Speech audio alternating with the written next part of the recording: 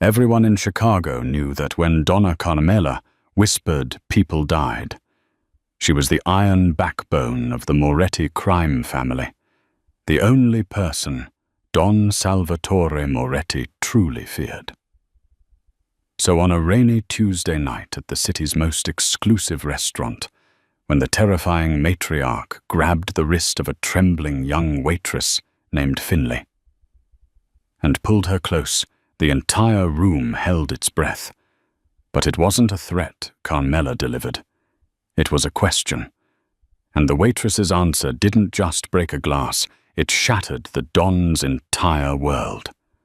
What 3 words could make the most ruthless man in the city turn ghost white? You're about to find out. The rain in Chicago has a way of washing away the grime on the sidewalks while making the sins of the city feel permanent. It was hammering against the reinforced glass windows of the Gilded Lily, an Italian steakhouse on the near north side that didn't take reservations unless you knew the owner or owned the owner. Salvatore Sal Moretti owned the owner. He owned the block. In many ways, he owned the night. At 34, Sal was the youngest Don the Moretti family had seen in 3 generations. He was a man carved out of granite and regret wearing a $3,000 bespoke charcoal suit that fit his broad shoulders like armor. He sat at the head of the table in the private alcove, a spot strategically chosen. So his back was against the wall, giving him a clear view of the entrance and the kitchen doors. To his right sat his consigliere reputable lawyer, Arthur Penhaligon, a man whose briefcase held more danger than a loaded Glock. To his left sat the only person in the world Sal would take a bullet for. Without hesitation, his mother, Donna Carmela Moretti. Carmela was 70, though she moved with the terrifying precision of a woman half her age. She wore black, always black, mourning a husband dead 20 years and a son dead 5. Her silver hair was pulled back in a severe bun, her eyes dark and unreadable like the bottom of the Chicago River. She was cutting her veal scallopine with surgical focus, ignoring the tension radiating from the bodyguards stationed at the perimeter of the room. "You're not eating Salvatore," Carmela said, not looking up. Her voice was raspy, a byproduct of decades of smoking unfiltered cigarettes. Sal swirled the Barolo in his glass. "Not hungry, Ma. We have the union meeting at midnight. My stomach is in knots." "A leader doesn't get knots," she admonished, finally raising her eyes. "A leader gives them to others. Eat." Sal sighed and picked up his fork. He was the most feared man in Illinois. He had ordered Hit's negotiated $1 million trafficking routes and stared down federal agents. But when Carmela told him to eat, he ate. The restaurant was busy, filled with the hum of expensive conversation, the clinking of silverware, and the soft jazz of a live band. The staff moved like ghosts, trained to be invisible, efficient, and deaf to anything they might overhear at the Moretti table. That was when the shift changed. The usual waiter, a balding man named Giovanni, who had served the family for decades, had taken ill earlier that evening. In his place was a young woman who looked like she'd rather be anywhere else on earth. Her name tag read Finley. She couldn't have been more than 24. She had auburn hair tied back in a messy ponytail that defied the restaurant's strict grooming standards, and her uniform was slightly too large, swallowing her slender frame. But it was her eyes that caught Sal's attention as she approached with the bottle of sparkling water. They were green, a piercing, familiar shade of emerald green that sent a bizarre electric jolt down Sal's spine. He felt a sense of déjà vu so strong it nearly made him dizzy. He watched her hands as she poured the water for Arthur. They were shaking. "Easy, sweetheart. Arthur said, his voice oily but kind. "We don't bite, unless the food is cold." Finlay offered a nervous, tight-lipped smile. "Apologies, sir. It's my first night on the floor." "You're doing fine," Sal said. His voice was deep, a baritone rumble that usually silenced rooms. He didn't mean to sound intimidating, but he saw Finlay flinch when he spoke. She moved to Carmela's side. This was the test. Carmela was notoriously critical of service. If a drop of water hit the tablecloth, the manager would be fired. Finlay reached over to refill Carmela's glass. As she did, the heavy silver bracelet on her wrist clinked against the crystal. It was a cheap sound costume jewelry against fine glass, but the noise seemed to echo like a gunshot in the silent alcove. Finlay gasped, pulling her hand back. A few drops of water splashed onto the pristine white cuff of Carmela's blouse. The bodyguards at the edge of the room took a step forward, hands reaching into their jackets. Sal held up a hand to stop them, his eyes fixed on his mother. The restaurant seemed to go silent. The jazz band played on, but the air around table 1 felt sucked into a vacuum. I am so sorry, ma'am," Finlay stammered, her face draining of color. She reached for a napkin to dab the stain, but Carmela caught her wrist. It wasn't a violent grab, but it was firm. An iron grip. Carmela didn't look at the stain. She looked at the bracelet. It was an old thing, silver tarnished with a strange charm dangling from it, a small, intricate bird, a lark with a tiny chip of ruby for an eye. Sal frowned. He had seen that charm before, where the memory was scratching at the back of his mind, buried under years of violence and business. "Where did you get this?" Carmela asked. Her voice was barely a whisper, but it carried a weight that pressed down on the table. Finlay was trembling now, terrified she was about to be fired or worse. It was my mother's. Please, I can take it off. I know jewelry isn't allowed." "Your mother," Carmela repeated. She wasn't letting go. She pulled the girl closer, ignoring the boundaries of personal space. "What is your mother's name?"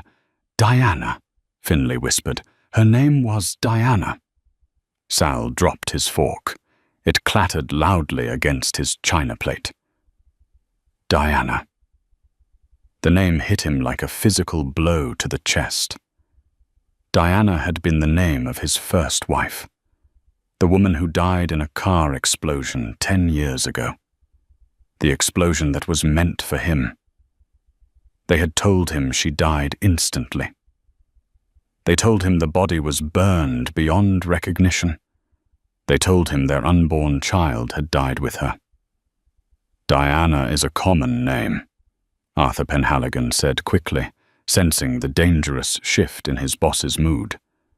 Sal calmed down. But Carmela wasn't looking at Sal. She was staring into Finlay's emerald eyes, searching for ghosts. "And where is Diana now?"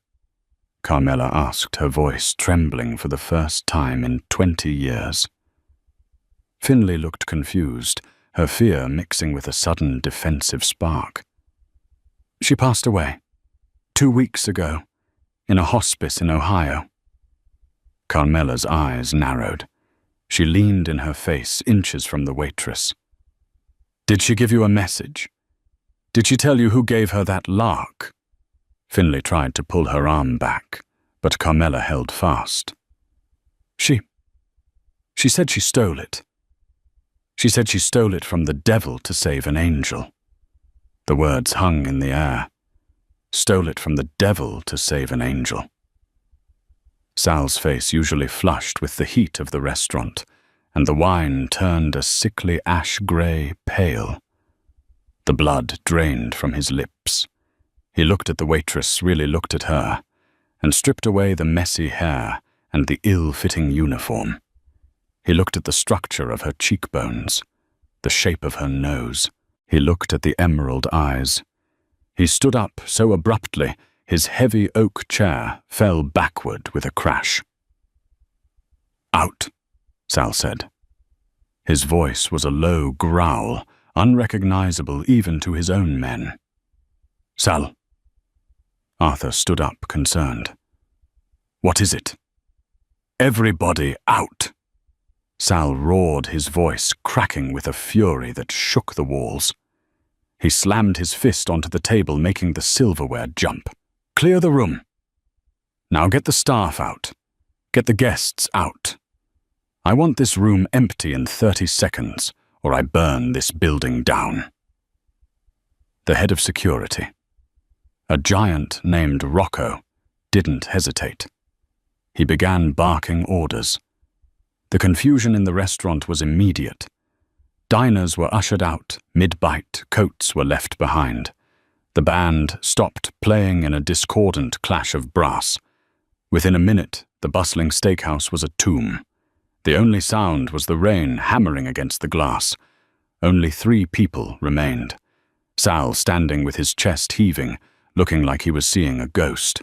Carmela still gripping the girl's wrist, tears streaming down her iron face. And Finley the waitress standing in the wreckage of the dinner, terrified and utterly confused, holding a tray that she was too scared to drop. Sal walked around the table. He moved slowly now, like a man approaching a bomb he didn't know how to defuse. He stopped 3 feet from Finley. "That charm," Sal whispered, pointing a shaking finger at the silver lark on her wrist. "I bought that in Florence, 15 years ago. I had it custom made." Finley swallowed hard. "I told you. My mother. Your mother didn't steal it," Sal interrupted, his voice breaking. "I gave it to my wife. On the day we found out, she was pregnant." He looked at Carmela. The old woman nodded slowly. "She didn't die, Salvatore." Carmela whispered, the revelation shattering the silence. "Diana didn't die in that car." Sal looked back at Finley, his eyes wide with a mixture of horror and hope. "Who are you?" he asked, his voice barely audible. "Who are you really?" Finley looked from the terrifying old woman to the pale, powerful man. She reached into her apron pocket and pulled out a folded, yellowed piece of paper. "My mother told me, if I ever ran out of money, if I was ever in trouble, to come here, to find a man named Moretti." She handed the paper to Sal with trembling fingers. She said to tell you that the lark has flown home." Sal took the paper. He didn't open it. He just stared at Finley. "She's your daughter, Salvatore," Carmela said, releasing Finley's wrist and slumping back into her chair. "She is the child that was supposed to be dead." The silence in the gilded lily was heavy, suffocating. It wasn't just the absence of noise. It was the presence of a ghost. The storm outside had intensified thunder, rattling the window panes. But inside the air was still enough to hear the rough, panicked breathing of the young waitress. Sal stood frozen, the folded yellow paper in his hand, burning his skin like a live coal. He looked at Finley. Up close, the resemblance was undeniable. It wasn't just the eyes. It was the way she held her chin, defiant, terrified, yet proud. It was Diana's chin. "Sit," Sal commanded. His voice was no longer a roar, but a dry rasp. Finley hesitated, looking at the door where the security guards were still posted, their backs turned, but their presence looming. "Sit down, child," Carmela said, her tone softer than before, though her eyes remained sharp and calculating. She gestured to the empty chair where Arthur had been sitting. Finley sat on the edge of the velvet chair, clutching her serving tray against her chest like a shield. Sal sat opposite her. He placed the letter on the white tablecloth. His hand, usually steady enough to pull a trigger from 50 yards, was trembling uncontrollably. "Arthur," Sal said, without looking away from the girl. "I'm here, Sal," the lawyer replied, stepping out of the shadows. "Read it. If I read it." Sal's voice cracked. "I won't be able to finish it." Arthur Penhaligon adjusted his glasses and picked up the paper. He unfolded it carefully. The paper was cheap, lined notebook paper, worn at the creases from being folded and unfolded 1,000 times. The handwriting was jagged, frantic, written by a hand that knew it was running out of time. Arthur cleared his throat and began to read. "My dearest Salvatore, if you are reading this, then I am gone, truly gone this time. And if you are reading this, it means our little lark has found her way back to the nest. Her name is Finley. She was born on a cold night in Detroit, 6 months after the world thought I died. I know you have hated me for leaving. I know you have cursed my name for dying and taking our child with me. But Sal, I didn't die in that explosion. I wasn't in the car. I wanted to be. I wanted to come home to you, but I couldn't." 3 hours before the bomb went off, I received a phone call. It wasn't a threat from the Russian mob. It wasn't the feds. It was a voice I knew. A voice from inside the family, Sal. They told me that if I returned to the house that night, they wouldn't just kill me. They would cut the baby out of me first. They knew about the pregnancy before you did. That's when I knew. The rot wasn't outside the walls, my love. It was sleeping in the room next to us. To save our daughter, I had to become a ghost. I had to let you mourn so that she could live. I have raised her with nothing, running from city to city, looking over my shoulder every day for 20 years. But I am tired, Sal. The sickness is taking me. I have nothing left to give her but her father. Protect her. She is innocent of our sins. And Sal, watch your back. The person who called me that night is still by your side. Love always, Diana." Arthur finished reading. He placed the letter gently on the table. The silence that followed was louder than the thunder. Sal had his face buried in his hands. His shoulders shook once, twice, a silent, violent sobbing that a man of his stature was never supposed to show. 20 years. He had spent 20 years turning Chicago into a fortress, killing anyone who dared speak ill of his late wife, visiting an empty grave every Sunday. And for 20 years, she had been alive, struggling, running, living in poverty, while he sat on a throne of gold. Finley was crying silent tears, tracking through the light dusting of flour on her cheek. "She never told me who you were," she whispered, her voice hitching. "She just said, 'The man in Chicago.' She said you were dangerous. She said you were the only one who could stop the monsters." Carmela reached out and took the letter. She read it herself, her lips moving silently. Then she looked up, her gaze sweeping the room, landing on Arthur, then on Rocco by the door, then settling on her son. "A voice from inside the family," Carmela murmured. The temperature in the room seemed to drop 10 degrees. Someone who knew about the pregnancy before Sal did. Sal slowly lowered his hands. His eyes were red, but the grief was rapidly hardening into a cold, terrifying rage. He looked at Finley. "You're 20, Sal asked. "I turned 20 last month," Finley said. Sal nodded slowly. The math worked. The timeline he had twisted in his head, the memories he had suppressed, it all fit. The explosion was 20 years ago, not 10. God, had it been that long? Grief had compressed time, making a decade feel like a week. He felt the weight of every missed birthday, every scraped knee he hadn't been there for. "Did she suffer?" Sal asked. In the end, Finley wiped her eyes with her sleeve. She was in pain. We didn't have money for the good medicine. But she wasn't alone.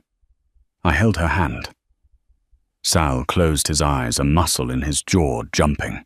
She didn't have money for medicine. He repeated the words, tasting like acid. While I own half the hospitals in this state. He stood up. The chair didn't fall this time. He moved with a lethal calm. He walked over to Finley and knelt on one knee, a posture of submission the Don never assumed. Finley, he said. The name felt strange in his mouth. Look at me. She looked at him. The fear was still there, but curiosity was creeping in. I'm going to ask you to do something very difficult, Sal said. I'm going to ask you to trust me. The people who made your mother run, they might still be out there. If they find out you are here, if they find out who you are, they will come for you. I don't even know who I am, Finley said, her voice trembling. I'm just a waitress. I have a cat. I have rent due on Tuesday. You are Finley Moretti, Sal said firmly. You are my daughter, and your rent is paid, forever. He stood up and turned to Rocco. Rocco, the giant head of security, turned. Boss, bring the car around to the back. The armored SUV, no procession, just us. Where are we going, boss? The mansion. No, Sal said darkly. The mansion isn't safe. If there's a rat, they know the mansion better than I do. He looked at Carmela. Ma called the safe house in Lake Forest. The one nobody knows about, not even the capos. Carmela nodded, pulling a burner phone from her purse. And the girl's things? Burn them, Sal said. She leaves everything behind. Her life as a waitress ends tonight. Finley stood up, panic flaring. Wait, my cat. I can't leave Barnaby. It was such a mundane, innocent protest in the middle of a Mafia crisis that Arthur almost laughed. But Sal didn't laugh. He looked at his daughter with a fierce intensity. We will get the cat, Sal promised. Rocco, send a team to her apartment. Get the animal. Burn the rest. Yes, boss. As Rocco moved to the kitchen to exit, the back door of the restaurant swung open. It wasn't the kitchen staff. 3 men in dark raincoats walked in. They weren't Moretti men. They wore masks, cheap plastic theatrical masks. And they were holding silenced submachine guns. The rat hadn't waited. The information that Finley had entered the restaurant must have leaked the moment she walked in. Down! Sal screamed, tackling Finley to the floor, just as the glass of the partition behind them shattered into 1,000 diamonds. Foot, foot, foot! Bullets chewed through the expensive mahogany table where they had just been sitting. Carmela was already on the floor, flipping the heavy oak table onto its side, with surprising strength to create a barricade. Arthur dove behind the bar. Rocco! Sal roared, shielding Finley's body with his own massive frame. Rocco was already returning fire, his handgun booming like a cannon compared to the hiss of the silenced automatics. One of the masked men dropped, clutching his throat. They're flanking left, Carmela shouted, pulling a small pearl-handled revolver from her purse. The old woman fired twice her aim, steady forcing the second gunman to duck behind a pillar. Finley was screaming, her hands over her ears, curled into a ball beneath her father. The smell of cordite and expensive wine filled the air. Listen to me, Sal shouted into Finley's ear, grabbing her face to force her to look at him. I need you to crawl to the kitchen. Do not stand up. Do you understand? I can't. You are a Moretti. Sal yelled, his eyes blazing. We do not die on the floor. Move. He pushed her toward the kitchen doors. Sal stood up, exposing himself to draw their fire. He pulled his own weapon, a custom 1911, and fired with rhythmic precision. Bang, bang, bang. He was a demon unleashed. He wasn't fighting for territory or money anymore. He was fighting for the 20 years he had lost. The second gunman fell a hole in his chest. The third gunman, realizing the ambush had failed, turned to run back out the door. "Leave him alive!" Sal shouted to Rocco. "I need him alive!" But it was too late. A shot rang out from the shadows of the bar. Arthur had fired. The third gunman crumpled to the wet floor, dead instantly. Sal spun toward Arthur. "I said keep him alive." Arthur lowered his gun, his face pale. "He was raising his weapon at you, Sal. I couldn't take the risk." Sal stared at his lawyer. He stared at the dead man. The silence returned now, ringing with the aftershocks of violence. Finley was sobbing near the kitchen door. Carmela was dusting off her knees, her face grim. Sal walked over to the dead gunman. He ripped the mask off. It was nobody he knew, just a hired gun, a mercenary. But on the man's wrist, revealed as his sleeve rode up, was a tattoo, a small black circle with a line through it. Sal felt a chill that had nothing to do with the rain. "They knew," Sal whispered. "They knew she was here before I even read the letter." He looked at Arthur.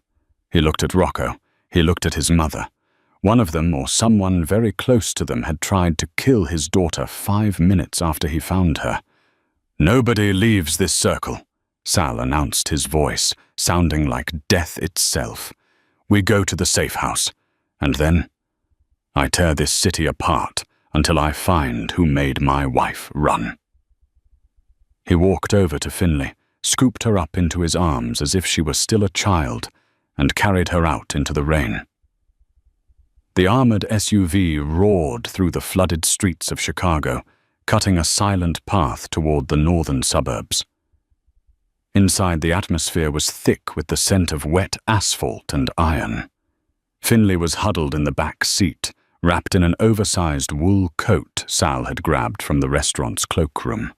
She was shaking her eyes, wet and unfocused. "The Lake Forest house is isolated," Carmela said, her voice steady as she loaded fresh rounds into her revolver. "It was bought under a shell company in 1994. Even the feds don't have it on the map." Sal sat in the front, his eyes fixed on the rearview mirror, watching for tails. "Arthur, who knew we were at the Gilded Lily tonight?" The reservation was private. Arthur, sitting next to Finley, adjusted his tie with trembling hands. "The manager, the head chef, and your personal security details, Sal. But those gunmen, they weren't local. They moved like professionals, mercenaries." "They were waiting," Sal growled. "They didn't follow us. They were waiting for the signal." They arrived at a nondescript estate, hidden behind a wall of ancient oaks. The house was a fortress of brick and steel. Once inside, Sal turned to Rocco. "Scan the girl. Check her for trackers. Check the letter. Check everything." "Wait." Finley stepped back, her voice finding a sudden edge. "I'm not a piece of luggage. You can't just scan me." Sal stopped. He looked at her, really looked at her, and saw the fire. "Someone just tried to put a bullet in your brain, Finley. In this world, we don't assume anything is safe. Please." Reluctantly, she let Rocco run a wand over her. Nothing. But when he scanned the letter Diana had written, it beeped. Hidden in the thick paper of the envelope was a micro-thin GPS strip. Sal felt a wave of nausea. "She didn't know," he whispered. "Diana thought she was sending Finley to safety, but she was carrying a beacon for the people who wanted her dead. Which means," Carmela added, her eyes narrowing, "whoever warned Diana 20 years ago has been watching her ever since, waiting for her to lead them to you or for the girl to surface. Sal slammed his hand against the mahogany wall. I want the history of that tracker. I want to know who bought it, who monitored it, and who gave the order to fire. Arthur, get on the secure lines. Call in every favor. As Arthur retreated to the study, Finlay slumped onto a leather sofa. Why? She asked, her voice small. Why would someone wait 20 years to kill a waitress? Because you aren't just a waitress, Carmela said, sitting beside her and taking her hand. You are the legitimate heir to the Moretti Empire. In our world, blood is the only currency that matters. If Sal dies without a child, the Empire splits between the capos. With you alive, the power stays with us. Sal looked at his mother, then at his daughter. The realization hit him. Finlay wasn't just a long-lost daughter. She was a target that moved. By 3 a.m., the safe house was a hive of activity. Sal's most trusted tech specialist, a man known only as Silas, arrived to trace the tracker. Meanwhile, Rocco's team had successfully retrieved Barnaby, the cat who was now prowling the safe house library, oblivious to the high-stakes drama. Sal was standing on the balcony, staring into the dark woods, when Arthur approached. Sal, I checked the accounts, Arthur whispered. There's a discrepancy. Small amounts, 5,000 here, 10,000 there, missing from the Ghost Fund for the last 2 decades. The Ghost Fund was the account you set up for Diana's funeral and estate. Sal turned his eyes like flint. Someone was skimming from my wife's death fund. Not skimming, Arthur said, handing him a tablet. Redirecting. The money wasn't being stolen. It was being sent to a private clinic in Ohio, the same hospice where Diana passed away. The air left Sal's lungs. Someone was paying for her care. Someone knew she was alive all this time. It looks like it, Arthur said, and the authorizations were signed with your digital signature, Sal, but you didn't sign them. Who has my codes? Sal's voice was a low, dangerous rumble. Arthur hesitated. Only 3 people. Me, Rocco, and your mother. Sal's heart hammered against his ribs. He looked through the glass doors at Carmela, who was currently teaching Finlay how to properly clean a Beretta 92 FS at the kitchen table. His mother. The woman who had encouraged him to marry Diana. The woman who had mourned the loudest. He walked into the kitchen, his gait heavy. Ma, we need to talk. Carmela didn't look up from the gun parts. About the money in Ohio, Salvatore. The room went ice cold. Finlay looked between them, sensing the sudden shift in pressure. You knew. Sal said, his voice trembling with a mixture of betrayal and confusion. You knew she was alive. You paid for her hospice. You let me live in a cage of grief for 20 years while you knew my wife and daughter were out there. Carmela set the gun barrel down. She looked at Finlay, then at her son. I didn't just know Salvatore. I'm the one who told her to run. The silence that followed was broken only by the soft ticking of a grandfather clock. You, Sal whispered. You drove her away. I saved her life, Carmela snapped, standing up. Her age seemed to vanish, replaced by the terrifying aura of the true Moretti matriarch. Your father was still alive then, Sal. He was weak, and the Commission was looking for a reason to dismantle the Morettis. They saw your love for Diana as a liability. They were going to kill her and the baby to harden you, to make you the monster they needed. So you staged the explosion. Sal asked, his jaw tight. I tipped her off, Carmela said. I gave her the money. I told her to never look back. I thought if she stayed away long enough, I could fix things. I could clean the house so she could return. But the rot Diana mentioned in her letter, it was deeper than I thought. Who wanted them dead? Carmela looked toward the study where Arthur and Rocco were working. Your father's brother, Silas Moretti. He's been in retirement in Sicily for 10 years, but he still controls the capos through a proxy. He's the one who wanted a pure line of succession. Suddenly, the lights in the safe house flickered and died.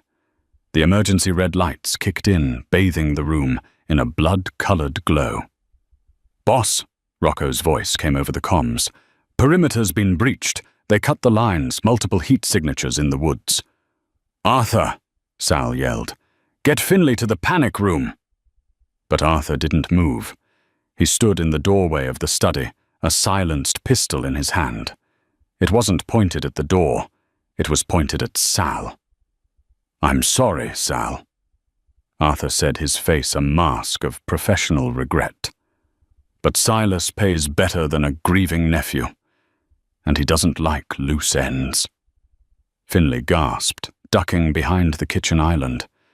You've been the rat for 20 years. Sal asked, his voice deceptively calm, as he slowly reached for his own weapon. I was the one who told Diana to run, Arthur corrected. I was the voice she heard. Carmela thought she was being clever, but I was the one who controlled the narrative. I kept them alive as leverage. But now that the girl has shown her face in Chicago, the leverage is gone. Silas wants the board wiped clean.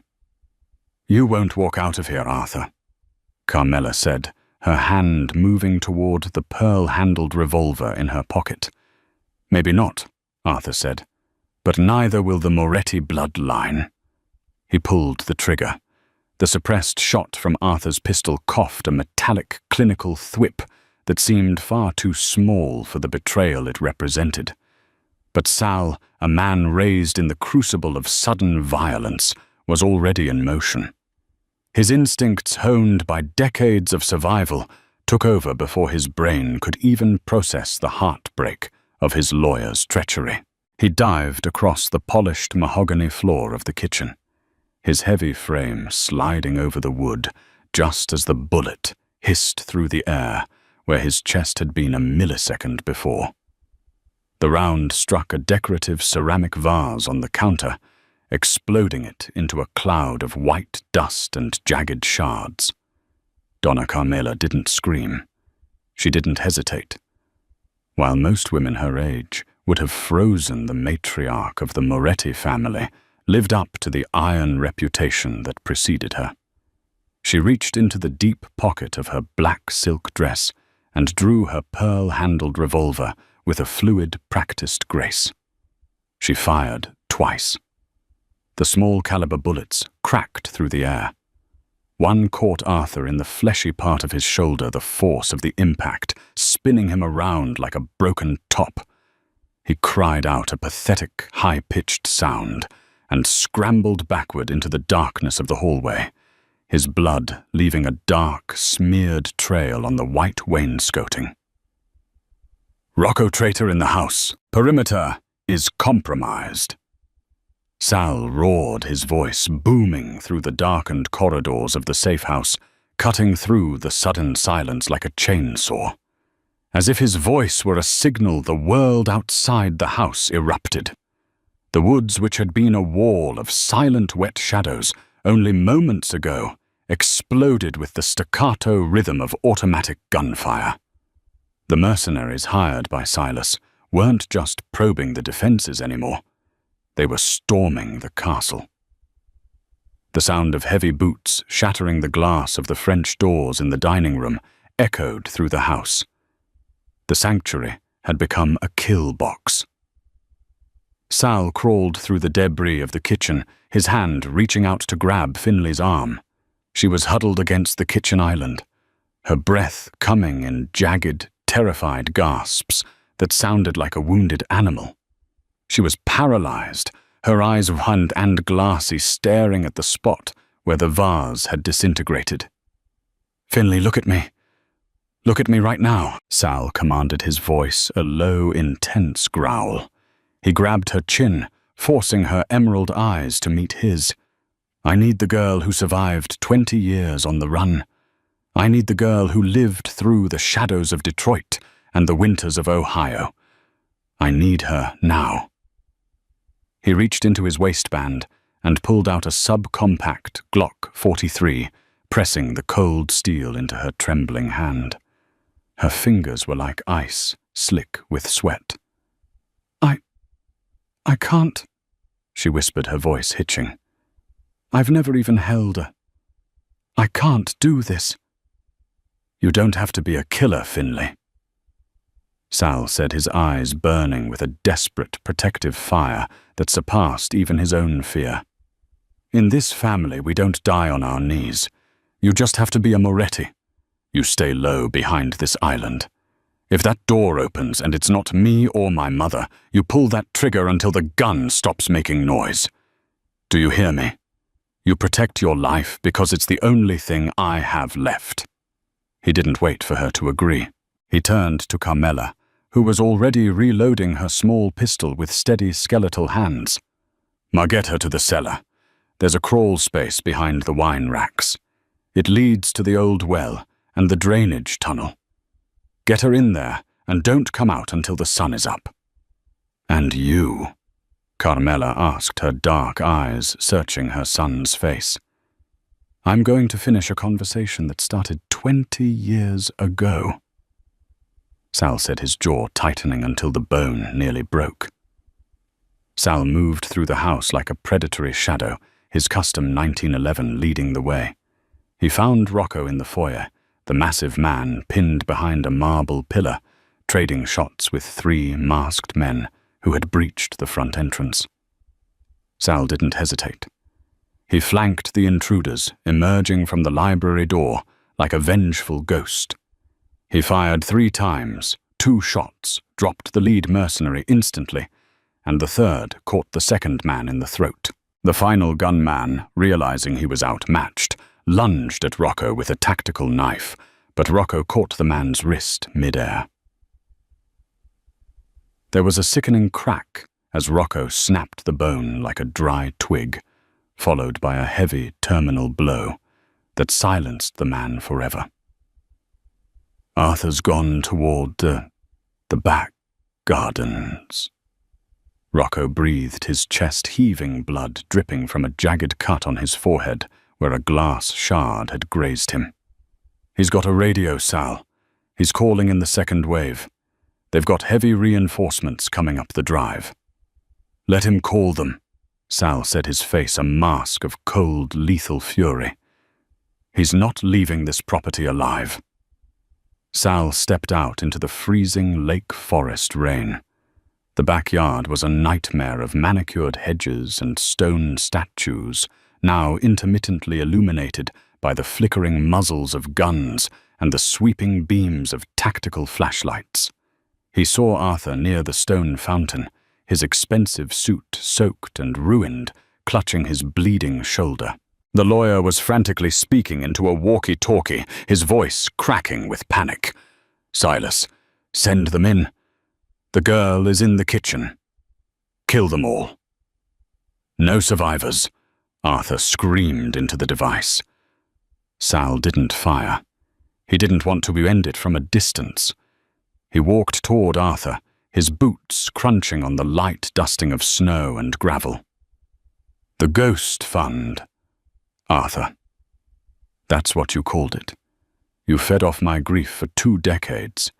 You sat at my table, drank my wine, and watched me cry at an empty grave every Sunday, while you collected a second paycheck from my uncle. Arthur spun around, his face a mask of terror. He tried to raise his gun, but his injured shoulder made him slow and clumsy. Sal fired 1 precise shot, hitting Arthur's hand. The lawyer's weapon flew into the fountain with a splash. Sal, wait. Please, I was forced. Silas would have killed me too, Arthur pleaded, falling to his knees in the mud. I can give you Silas. I can give you the whole commission. I have files. Sal names, dates, accounts. "I don't need your files, Arthur," Sal said, standing over him like an avenging deity. "I have my daughter, and you have nothing." A sudden heavy rumble shook the ground. 2 black armored SUVs crested the hill of the driveway, their high beams blinding Sal and reflecting off the falling rain. The second wave had arrived, but as the doors opened, it wasn't just more mercenaries. A man with shocks of white hair and a face that looked like a wrinkled map of the old world stepped out. Silas Moretti. He was shielded by a large black umbrella held by a massive guard. "Enough of this theatrics," Silas called out, his voice thin and shrill, yet carrying the weight of decades of command. "Salvatore, you were always too emotional. You let a girl from the streets ruin a perfect empire. This waitress, she is a mistake, a loose thread that should have been burned 20 years ago. Let us cut it now and we can go back to business." Sal looked at the army of men flanking his uncle. He was outnumbered 10-1, standing in the open rain. He looked back at the house where Finlay was hiding. "The mistake," Sal shouted over the roar of the rain, "was thinking a Moretti forgets his blood." Suddenly, dozens of red dots from sniper lasers appeared on Silas's chest and forehead. The old man froze. "What is this?" Silas hissed, his eyes darting to the tree line. From the shadows of the oaks, 20 men emerged. They weren't wearing the masks of mercenaries. They were wearing the colors of the other Chicago families, the O'Malleys, the Ivanovs, the outfit. "You thought you were the only one who didn't like your business model, Silas?" Sal asked, with a grim blood-flecked smile. "I made some calls the moment we left the restaurant. I offered the other families a deal your head in exchange for 20 years of peace and the dismantling of the commission's tax. It turns out everyone hates a man who hunts children." Silas's face turned even paler than the snow on the ground. You would betray your own uncle to outsiders, to the Russians, to the Irish. Family is more than a name, Silas." Sal said, his finger tightening on the trigger. "It's the people you protect, and you haven't been family for a long time." Sal raised his hand and then dropped it in a sharp, final motion. The night erupted into a symphony of justice. The morning light did not break over Chicago with a golden glow. It arrived in shades of bruised purple and slate gray, filtering through the skeletal branches of the Lake Forest oaks. Inside the safe house, the air was heavy with the smell of spent gunpowder ozone and the rich, grounding aroma of cedarwood burning in the hearth. The chaos of the night had retreated into the shadows, leaving behind a silence that was almost physical in its weight. Salvatore Moretti sat on the edge of a heavy leather ottoman, his head bowed. His charcoal suit jacket was gone, his white dress shirt stained with a cocktail of rain dirt and a splash of blood that wasn't his. His knuckles were raw, the skin split from the final desperate struggle in the mud with the men who had tried to erase his bloodline. For 20 years, he had been a man driven by a cold, mechanical necessity to expand, to conquer, to avenge. But as the adrenaline ebbed, he felt a strange, hollowed-out lightness. The ghost that had haunted him since the explosion was no longer a ghost. She was a living, breathing reality in the next room. The door to the kitchen creaked open. Finlay walked in slowly, her movements tentative.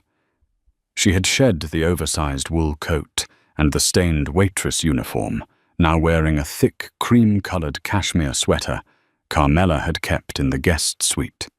In her arms, she cradled Barnaby, the cat who was purring with a rhythmic thrum that seemed like the only normal thing left in the world. Sal looked up, and for a moment, he couldn't speak. In the soft light of the dying fire, the curve of her jaw, and the way she tucked a stray lock of auburn hair behind her ear was a perfect, heart-breaking echo of Diana. "Is it truly over?" Finlay asked. Her voice was small, but the tremor that had defined it at the restaurant was gone, replaced by a weary, newfound strength. "The immediate threat is gone," Sal said, his voice a gravelly whisper. He stood up, his joints popping from the tension of the night. "My Uncle Silas, he won't be coming back. And Arthur, well, Arthur found out that the price of betrayal is a debt that can only be paid in full. The other families in this city now know who you are. They've seen my hand, and they've seen the allies I'm willing to bring to the table to keep you safe." Finlay walked to the floor-to-ceiling windows, looking out at the backyard. The stone fountain was chipped from bullets, and the snow was trampled and stained. But the world was quiet. "I spent 24 years living in the gaps," she murmured, her back to him. "My mother taught me how to pack a bag in 5 minutes. She taught me how to use a fake ID before I knew how to drive. I used to lie awake at night, so angry at her. I thought she was paranoid. I thought she was robbing me of a normal life because she was broken by some trauma she wouldn't name." She turned to face Sal, her emerald eyes shimmering with unshed tears. "She wasn't broken. She was the strongest person I've ever known. She carried the weight of your world on her shoulders, just so I wouldn't have to feel the crush of it. She died in a cramped hospice bed, with no name, just to make sure I could one day walk into a room and use mine." Sal crossed the room, stopping just short of her personal space. He reached out his hand, hovering before he gently placed it on her shoulder. "She was a hero, Finlay. I spent 20 years thinking I was the one who suffered. I sat in my mansion surrounded by soldiers and gold, feeling sorry for my loss. But Diana, she lived in the trenches. She fought a war every single day to keep our lark hidden from the vultures." The door opened again, and Donna Carmilla entered. She had washed the grime from her face, though her black dress was torn at the hem. She carried a silver tray with 3 glasses of dark vintage Barolo. Her expression was unreadable, the mask of the matriarch firmly back in place, but her eyes softened when they landed on Finlay. "The sun is up," Carmela said, her voice like velvet over gravel. "In our family, we do not toast to the dead with sorrow. We toast to the survivors with blood." She handed a glass to Sal, and then with a formal gravity handed one to Finlay. "You held a gun last night, child. You didn't fire it, but you didn't drop it. That is the first lesson. The second lesson is that a Moretti never forgets a face not of an enemy, and certainly not of a friend." They stood in a small circle, the flickering firelight casting long shadows against the walls. "To Diana," Carmela said, raising her glass, "the woman who was smarter than the commission and stronger than the Don." "To Diana," Sal echoed, his voice thick. Finlay raised her glass, her hand steady. "To Mom." As they drank, the heat of the wine settled the last of the night's chills. But the silence that followed wasn't one of ending. It was a beginning. "What happens tomorrow?" Finlay asked, looking at the sprawling estate that was now part of her heritage. "I don't know the first thing about your business. I don't know how to be an heiress. I don't even know if I like this life." Sal looked at her with a fierce, protective pride. "The beauty of it, Finlay, is that you don't have to choose today. If you want to go back to school, you'll go to the best one in the world with a security detail that the president would envy. If you want to vanish into the sunset, I will give you the resources to be whoever you want to be." "But," he paused, his gaze intensifying, "the blood in your veins is ancient. It's the blood of kings and warriors. If you choose to stay, I will teach you everything. I will show you how to read a room, how to negotiate a peace, and how to strike so hard your enemy's grandsons will feel the bruise." Finley looked down at the silver lark charm on her wrist. She ran her thumb over the tarnished metal. "She told me I was the lark because I would one day sing a song that would change the world. I thought she meant I'd be a musician." She looked up at Sal, a faint, sharp smile touching her lips. "I think I understand now. The song isn't a melody. It's the truth." Sal felt a chill of recognition. That smile that was his smile. The Moretti edge. "I have a lot of lost time to make up for," Sal said. "I can't give you back the 20 years. I can't give you the father who should have been at your graduation, or the man who should have walked your mother to her rest. But I can give you the future. And I can promise you one thing. No one will ever make you run again." Finley nodded, a single tear finally escaping and rolling down her cheek. She reached out and took her father's hand. His large, scarred palm closed over her smaller one, anchoring her. Outside, the first bird began to chirp in the damp morning air, a solitary, clear note that cut through the silence. The lark had indeed flown home, and though the nest was built of secrets and iron, it was finally, for the first time in 2 decades, whole. The secrets we keep can protect us, but they can also tear us apart. Finley went from serving tables to inheriting an empire, all because of a mother's love and a silver lark. If you enjoyed this journey into the heart of the Moretti family, make sure to hit that like button. It helps the story reach more people. What would you have done in Finley's shoes? Let us know in the comments below. Don't forget to subscribe and turn on notifications so you never miss our next dramatic tale. Thank you for watching, and remember, in the world of the Mafia, blood is the only thing that never lies. See you in the next one.